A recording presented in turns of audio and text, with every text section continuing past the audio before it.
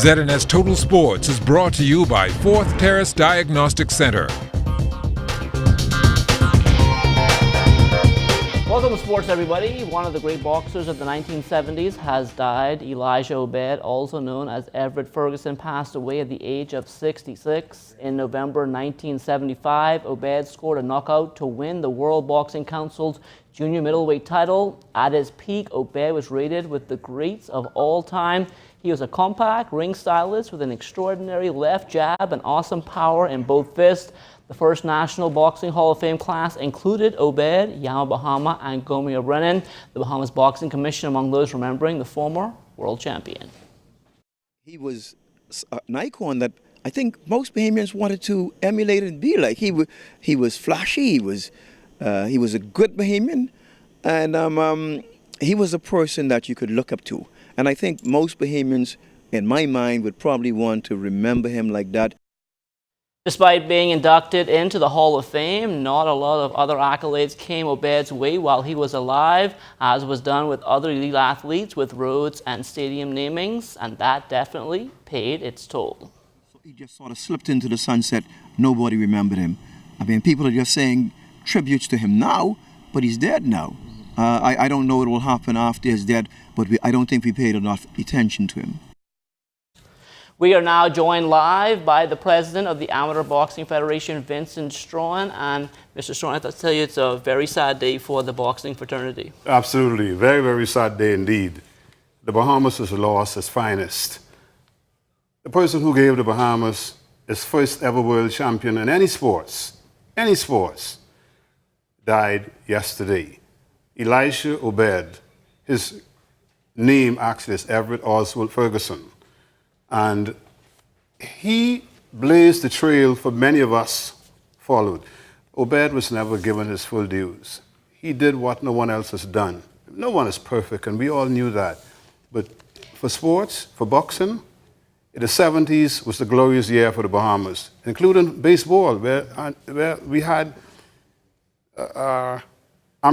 Edison Ambrister winning 2 world championships. The Reds. With the Cincinnati Reds. And today, he's hardly ever even heard of. I felt that Obed deserved more and deserved better. And I will be one to blaze the trail to ensure that he get his rightful dues. Even though he's gone on, his name will live on forever. We in the boxing fraternity are very sad because we knew him very well. We knew he was one of our brothers. He was with us, and he will continue to be with us as long as we live. Boxing will never be the same again. And the Bahamas has lost, like I said, his finest sons when it comes to the sport of boxing. Yeah, he didn't get his flowers while he was alive. You say you're going to push for that. Will we ever see that happen, you think? With my other colleagues, Pat Strawn and Wellington Miller, we will try our best. Because even if the government do not do something, there are some corporate citizens who are kind-hearted and they're prepared to do some things that I think would be beneficial. Maybe not naming a street, but he should deserve and he should have been, something should have happened in that regard. The pitch been made by Mr. Wellington Miller some time ago, but nothing never happened. But we hoping that this time something will happen. And not a government since independence has done anything for this man. From the PLP for 25 years, and then the FNM and the PLP, nothing. It's just a shame. It's a shame. Every government minister or prime ministers of the past and present should hang their head down in shame because Elijah Obed is being overlooked. I cry shame of our whole country as a nation, as our leaders. They had failed us. And it's disappointing. Other persons in the world who got the status that he got stadiums named after them. Persons got here in the Bahamas hardly got anything and got streets named after them. I don't want to take anything away from our first Major League Baseball player, Andre Rogers. He never won a championship, but he just blazed the trail. Okay, and the final question I want to ask you, what do you think he'll be remembered most for? What's his legacy? As a great boxer. In fact, the best boxer the Bahamas has ever known. He ranked among the best in the world. Pound for pound, I believe he was the best. I've never seen any boxer with a more devastating left or right hand than Elijah Obed. simple Bahamian man from Acklands, good man, good gentleman. I pray by the grace of God he will be honored for what he did for our country. Mr. Strong, we want to thank you for joining us here tonight. And once again, Elijah Obed is dead at the age of 66. Well, Team Bahamas is trying to deal with their 10-point loss last night against the U.S. Virgin Islands at the first round of FIBA World Cup qualifiers in Puerto Rico. That loss took the 2-4-2 out of contention to qualify for next year's World Cup. Quite a disappointing loss. It was a game that we wanted to win that would allow us to advance to the second round of the World Cup qualifiers to be able to play in the 2019 World Cup. It was disappointing. The guys felt that the loss also hurt, but again, we can't hang our heads down. We gotta just keep playing and try and look forward to the next game, which is against the Dominican Republic on Monday.